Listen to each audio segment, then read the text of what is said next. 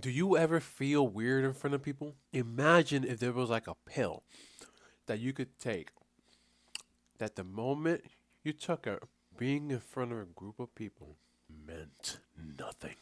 Like you see them in front of you, but it means nothing that they're in front of you. How would that feel? And even better than a pill, imagine if this pill was so good that over time you could wean off of it because the effect that it had on the way you would see a group of people in front of you, it was such that over time, effects of the pill would become actually permanent, meaning over time, from taking this particular pill, you would get to a point where you don't actually feel like you need to take this pill that, quote, makes you feel normal in front of a group of people. Imagine, what would that be like? How would that feel like? And what if I told you that this pill already exists? And even better, what if I told you you didn't need health coverage for it, or $1,000, or $700, or $500, not even $100, not even $50, not even $20, not even $10, or 5, not even 50 cents, not a penny. What if I told you this pill had no price? And what if I told you that this pill wasn't even a pill at all? What if I told you that right now, the very fact I'm talking to this microphone and you are watching this, if you've made it this far, is a result of the after effects of this pill that costs absolutely nothing to take? What if I told you that? Could you imagine that? What if I told you that at one point, if I saw somebody doing something similar like this, right, this, I would have cringed. What if? What if I told you I would have cringed at the very thing that I'm doing right now? And what if I told you that I actually don't feel cringe anymore? And not in some fake, oh, I don't feel cringe. I'm going to say I don't feel cringe, but I really feel cringe. Like, no, no different than me watering a garden right now. What if I told you that? Would it make sense? Or would it even be possible in your imagination? What if I told you this pill that I'm talking about is called fasting? Would you then give it a shot? It ain't just about looks. It ain't just about what you can eat. Heck, it ain't just about confidence either. Then what is it? What am I missing here? Huh? There's one thing I can think of: relationships. Even in that arena, this pill that I'm talking about has also benefited me a lot too. And I think it can benefit you too. And you know what? I'll tell you what.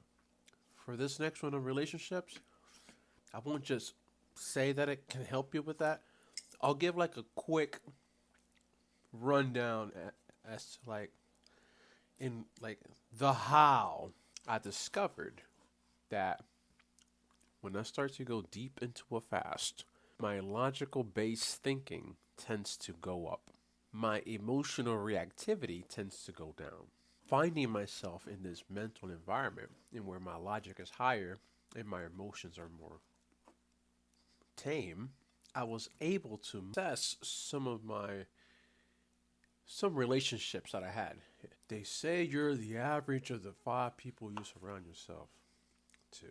With that idea being present, more recently, I used that powerful little quirk of fasting to better help me make a much more, oh, I don't know, informed decision as to what direction I was willing to be okay with being steered towards or against. Did I need to fast in order to do that? No, but it made the whole process a whole lot easier.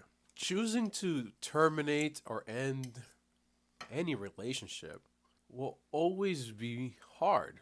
And it literally doesn't even matter from what lens you're viewing this from. Spiritually, scientifically, regardless of what lens you view the idea of terminating a relationship, there's all kinds of explanations. But one thing they have in common is that is not easy. No matter how much sense it makes to proceed with that.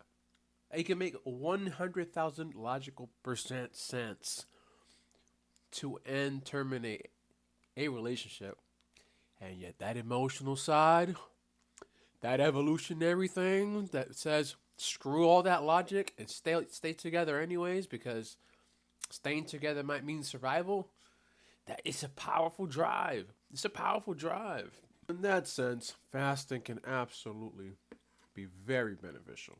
But I will say, it can be a double-edged sword. I believe there's a fine line with fasting for the purposes of boosting your logic and calming down your emotions, and the line of fasting for the purpose of shutting down your emotions. And I'll say this, for me, I actually was doing that for quite a bit, as I didn't really know of any other way to more productively, healthily, not be swayed or impacted by other people's actions or inactions without some kind of reactivity, some internal reactivity from me. Because hey, let's put it this way. You know how like there's times that you can tell that somebody is saying something in a way or doing something in a way so as to get you to react. You can kind of tell, right? It's a great fucking feeling to see that happen in front of you and be in a state of mind in where that thing that they're trying to do to get you to react just bounces right off of you. It is the most powerful feeling in the world. But the thing is, it can be a double-edged sword if somebody's fasting with the intent of getting to that state of mind, right? Just for that. Because what are you going to do? Like, not eat forever? You got to eat. You're eventually going to need to eat. One thing I figured is, let's not use fasting as some kind of a crutch that, although it can powerfully dampen the emotions so that people don't get a reaction out of me, let's not do things that way. How about this?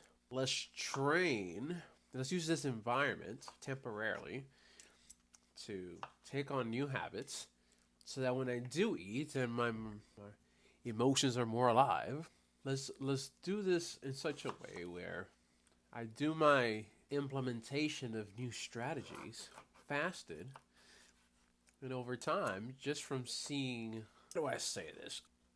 I think I know how I'm going to say this better. Hold on. Would it be fair to say that if you see something with your own eyes directly, you're like 100 billion% more likely to believe that what you've seen with your eyes is really real, right?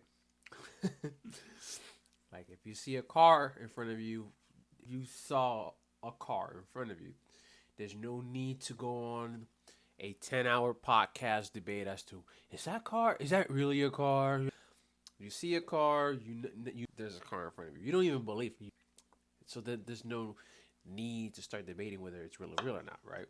I began to use fasting to do the hard work. And by the hard work, like adopting new ways of communicating. Basically, I read like a whole bunch of books on communication, and not just read books, but like how was it seeming like training material about better communication, blah, blah, blah, blah, blah, more empathy, and all this stuff, right? Actually speak your needs, yada, yada, yada, so forth. I noticed that in the presence of some people, when I would try to implement some of these strategies, something would feel off. And in feeling off, it would set off this temptation for me to stop implementing those new strategies. And sometimes it would be followed by a sense of guilt. I don't know why, or at least at the time I didn't. I would find myself in this weird perpetual loop of trying to do things that are in line with the idea of self-growth. And every time I would try to implement some self-growth strategy, implicitly, I began to realize that those around me don't want that shit. Because the very act of me communicating, carry myself just slightly differently, in a way that's more in line with self-growth, it was almost like holding a mirror to them in which they would, not directly, it's not like they were telling me, hey, stop that shit, you're making me feel bad. No. But the usual cadence in the communication would get really weird really fast. And then that getting really, really weird really, really fast, I would start to think, maybe I'm tripping. Then I'll start to feel bad. And then nothing would change. When I began to implement the strategies while fasted, that changed the game. Because I'd be able to implement the strategy fasted, and because my emotions are more muted when I'm fasted, any potential inadvertent, subconscious, blah, blah, blah, blah, blah, whatever we want to call this, manipulation, no manipulation from the other side of the house, the other party in front of me and next to me, it would bounce off. But because I'm conscious, I'm wide awake, I could see that. I could logically go like, oh shit, wait a minute. When I'm well fed, I'm more likely to bend to this intuitive sense of I'm upsetting somebody. But when I'm fasted, I don't feel any need to bend. Like, hey, I'm very kindly communicating in a certain way, yada yada yada. I'm being more direct, but since there's nothing mean happening here, you look a little uncomfortable for some reason. When I'm implementing these new strategies, I'll be more clear and more open-ended on all this stuff.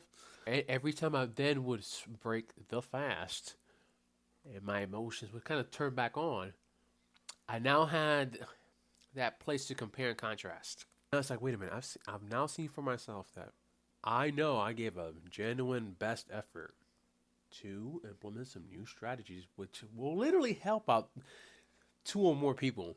Should two or more people be actively okay in working towards that goal?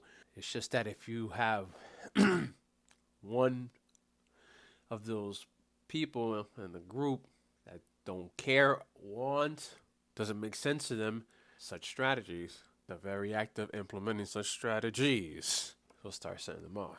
It's eye opening. I'm going to wrap up with one more thing here.